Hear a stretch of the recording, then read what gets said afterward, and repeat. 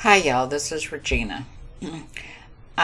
This video is to demonstrate where you need to save your PLF files that you've just downloaded and how to use them in your software, whether it's Palette 11 or PE Design 11, I believe, and how to use them in your embroidery machines, whether it's a baby lock or a Brother Embroidery Machine that has the decorative fill function on it. And IQ Designer or My Design Center, I believe that's what it's called on the Brother. So when you download your designs, you're either going to download them directly to your downloads folder, which I would suggest when you download them, you create a folder as you're downloading. And you would just say new folder whenever you create it as you're downloading, Decorative Fills. Okay, and you would put, or you can just come here before you ever download and create your decorative fills. So all I did, let me delete that, I right-clicked, said new folder, and just type decorative fills. Okay, so it's there, and then you would save your download into that folder right there and unzip it. And then those unzipped PLF files, which would look like, hang on just a second and I will show you.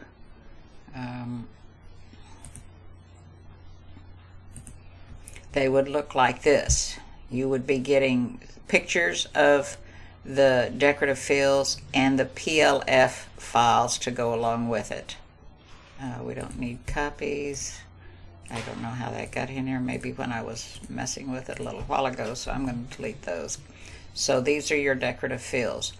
Now these decorative fills files need to be in your PE Design or your Palette 11 pattern folder. So my Palette 11 resides on my C drive as a folder itself, not buried down in the program files. When I install it on the C drive. I don't let it do its own thing. So in your Palette 11 or your PE Design software, you have a folder called Pattern. If you're not sure where all this resides, you can find it easily by coming up here and typing star.plf. This is your search bar for your File Explorer, and hit enter. So while this is searching, we're going to go over to Palette 11, or we'll say PE Design, and I will show you a couple of things while that's searching. So let me get rid of all this, because you need to, if you don't have it, oops, X out. Okay, so this is layout and editing, and if you don't have your sewing attributes over here embedded in your Palette 11, you can get it by coming up to View, Attributes, and click on the little arrow here and click Sew Attributes, and see how it pops up over here on the right. Then come back to Text Attributes. So now it has your text tab. Here's your sewing tab, which shows this decorative fill right here. And then Attributes, Color Palette. Okay, so now it has a color palette. Well, what happened here? That's just weird. It's never done that before. Import color palette. There we go.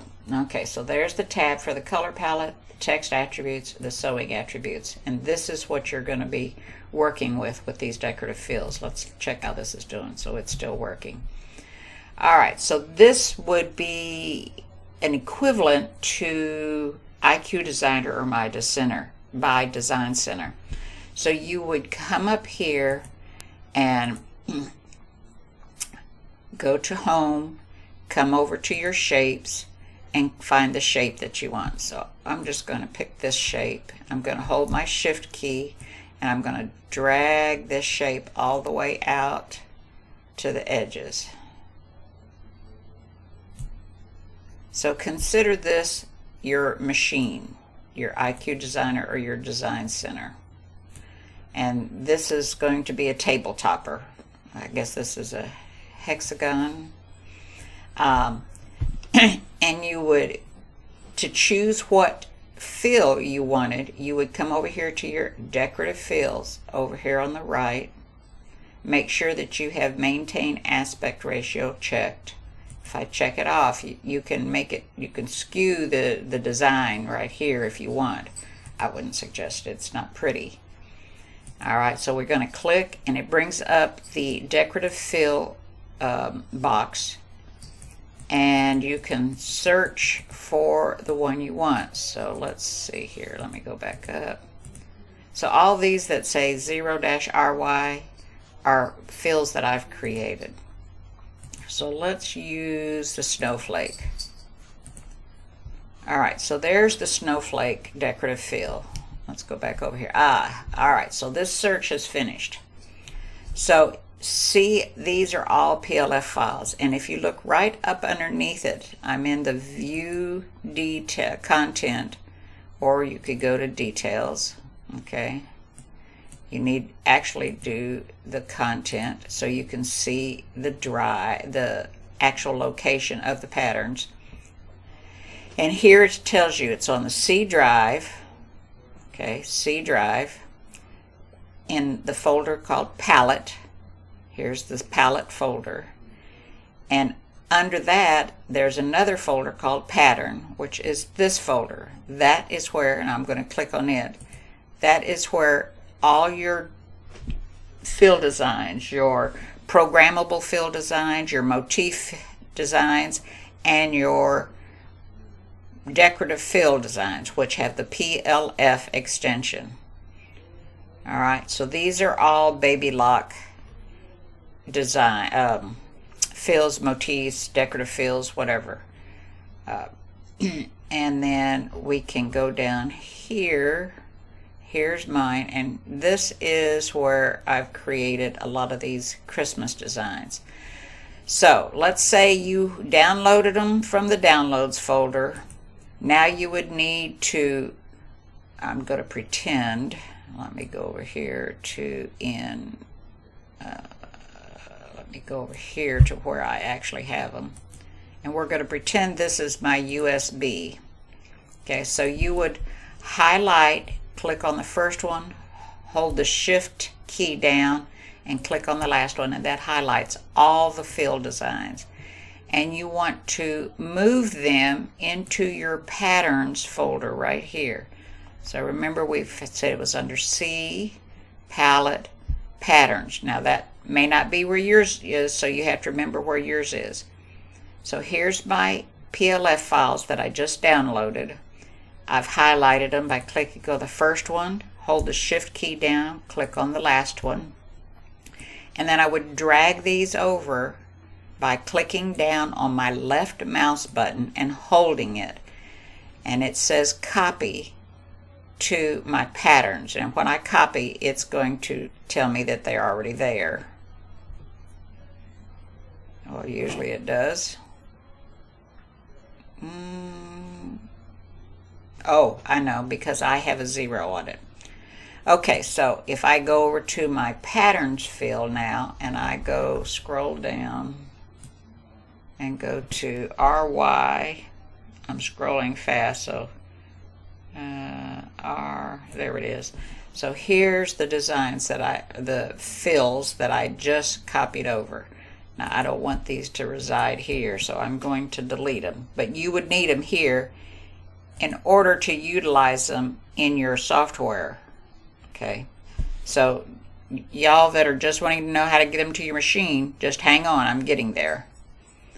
Alright, so let me delete this so I don't forget. So now now that you have them in your patterns folder, let me get down to my designs. okay, you would do the same thing. You would highlight them. Okay, and I'm gonna take all the A's. A's, 1, 2, 3, 4. There's an A and there's an A. Okay, and do I have another one? No. And I need to put them on my USB drive. Get that. So I'm gonna put a USB drive into my computer, and the drive designation is J. That's what popped up. All right, so I need to drag these over to my J drive. So I need to find my J drive, and there it is. You just scroll up and down, okay? Just scroll up and down until you see your J drive.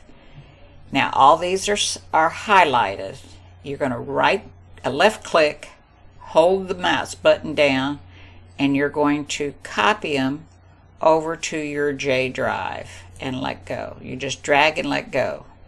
So there's 7 of them, I believe. So that copied them over there. So let's just check. So here they are. That's the ones I just copied over right here. All right, so now we've got to eject the USB drive. So you're going to click on the J drive, right click, and eject. You want to always do this when you are going to take your USB drive out of your computer. Always eject it. It could get corrupted if you don't. All right, so let's get over to the machine and I'll show you what to do. All right, I'm at my Solaris 2, in which case you'd be at your machine or your Brother machine or your Baby Lock machine that will let you use the Decorative Fills. I've plugged my USB drive into my computer. I have this little whatever the devil it is called plugged into my computer right here. I mean, to my sewing machine right here. And I'm going to go to IQ Designer. Cancel. All right, I'm in IQ Designer. I want to load these files into my IQ Designer. I'm going to click right here. Sorry, my finger's in the way. Let me see how the mouse does. Okay. This is your properties. Let me go back. So you want to go into your properties folder. You want to go into your fills folder, and you're going to select.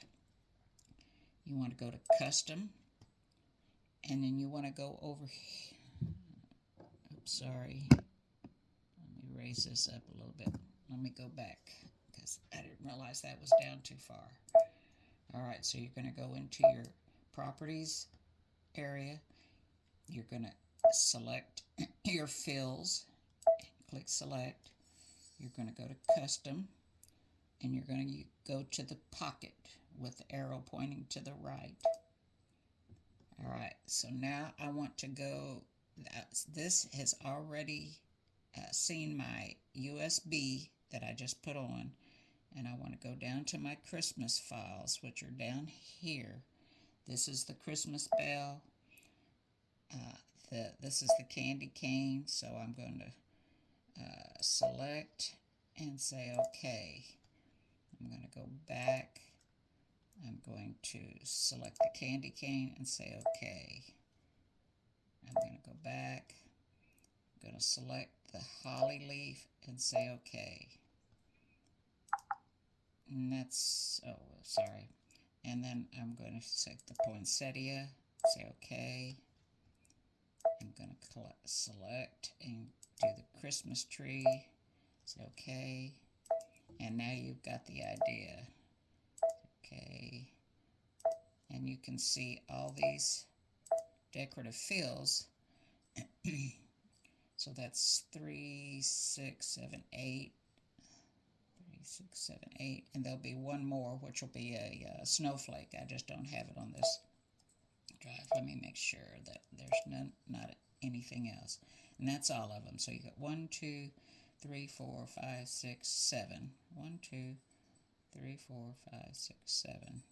How come so I've got 2 of these. Which one did I miss? Oh, this isn't mine. This is standard. This is the baby lock one. 1, 2, 3, 4, 5, 6, 7, and I duplicated. All right. So then you can use these in any of your, let me say okay, since I've got them all off the thing. So now, sorry. Now let's say I want to make a table topper. All right, so I'm going to use this number 6 shape right here. I'm going to say okay, and let's see what this size is. So this size is 6 inches. That must be the hoop that I have. Let me change the hoop. You're going to go up to your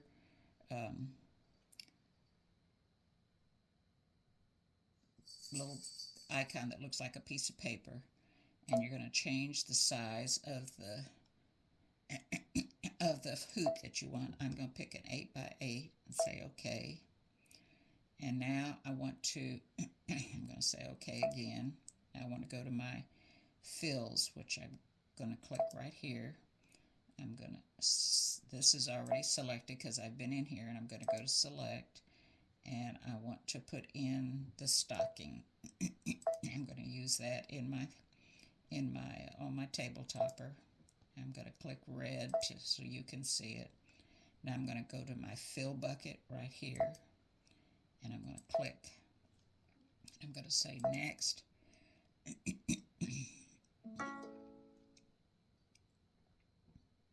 Pattern extends out. Oh dear, what is the deal? Okay, so let's go to, maybe it's too big. I need to resize it, sorry. Okay, so let me see about it. We're going to go down a little bit. Let's see. So it'll only let us go 5 at a time.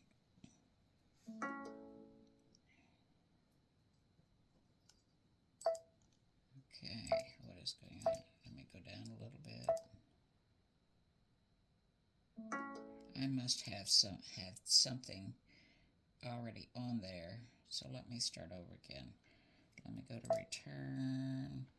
We're gonna say all clear. Oh, I had something in there. All right, so let's go to shapes. We're gonna pick this, say okay. And let me see what the size is. Okay, so let's change the hoop size, 8 by 8. Okay, and I'm going to change this to almost 8. I'll leave it right there at 7.74. I'm going to go to my decorative fills. I have to have that selected. We go here. I'm going to select the stocking and say OK. And you can't see me click OK, sorry. Alright, I'm going to say OK. I'm going to take my fill bucket and I'm going to click. And I'm going to say next. There we go. I had something already on the file. And there is the fill. Now, if you want to make it smaller, you're going to click size. Let me go. You're going to click right here, and you're going to make this whatever size you want. I'm going to say 75%. Let's see what that looks like. Now, let's go down a little bit more. Okay. Alright, so there's a whole bunch of stockings in there, so let's go up a little bit. Let's see what that looks like. Alright, so there we go. There is a bunch of stockings it'll quilt. You can use it as a quilt design, a background design, however you want to use it. Then you would hit set and say OK. And there it is, ready to go to embroidery, and then you can stitch it out. Alright, so I hope that helps make it less muddy. a little more clear as to how you use the decorative fills that either you create or you've purchased from somewhere. All right, thank you so much for watching. If you have any questions, post them below, or go to my group and post them on the group. Thank you so much. Enjoy. All right, so let me show you the files that you'll be getting. This is a Christmas tree. Here's a variation of a Christmas tree. This is a snowflake file. And it's not the blocks that you're getting. You're not getting the blocks. You're getting the fill designs. So if I click on here and go to sewing attributes, you're getting the fill designs. These are the fill designs. So let me scroll down here and maybe it'll help a little bit better. So here's the bell. Here's the candy cane, the holly, the snowflake, the stocking, one Christmas tree, another Christmas tree, and that's it. So that's 8. 1, 2, 3, 4, 5. Oh, it's the poinsettia. 5, 6, 7, 8. All right, so that's the stocking. There's that variation of a Christmas tree. It's kind of a swirly Christmas tree. It's another Christmas tree. There's the poinsettia. There's the candy cane. And there's the Christmas bell. So all these, you have the capability of changing the size and the look of it. So here's this, this is in a 2.64 inch. If I changed it to 3.0, and I know you can't see what I'm doing, I'm in the sewing attributes, changing it. All right, so remember earlier I said something about the maintain aspect ratio. So if I unchecked it and changed this back to 399, that's what I'd get if it was unchecked. And if I went back to regular maintain aspect ratio, it goes back to this. So if I change this size to 3.50, there it gets larger, so to speak. So let me go to the candy cane. So I'm going to click on that. I'm going to go to sewing attributes, and I know you can't see it. I'm going to change it to 3.25, and there it is a little bit larger. Whoops, maintain aspect ratio. Click it back on. There it goes. All right, so you can change that look. You can change, rotate the direction and have it that way if you want. Here's the poinsettia. I click on it, go to sewing attributes, change it to 3.50 from 299. Gets up, click at maintain aspect ratio. There we go. Or if I wanted to make it really large, I could change it to 4.25, and it gets larger that way. You have more open space. All right, and then there's the Christmas tree. I think I went through them all. There's that Christmas tree. The snowflake. Okay, so we click on the snowflake, go to sewing attributes. Oops, let's go back because it's not centered now. There we go. And if I go to sewing attributes, whoops, and change the size to 3.50, oops, maintain aspect ratios. All right, then it gets larger that way. I could go up to 4.50, and it would get really large. And you have a completely different look depending on the size. All right, so just like this one, let's see if we change this to 3.50, maintain aspect ratio. Okay, so it gets really large that way.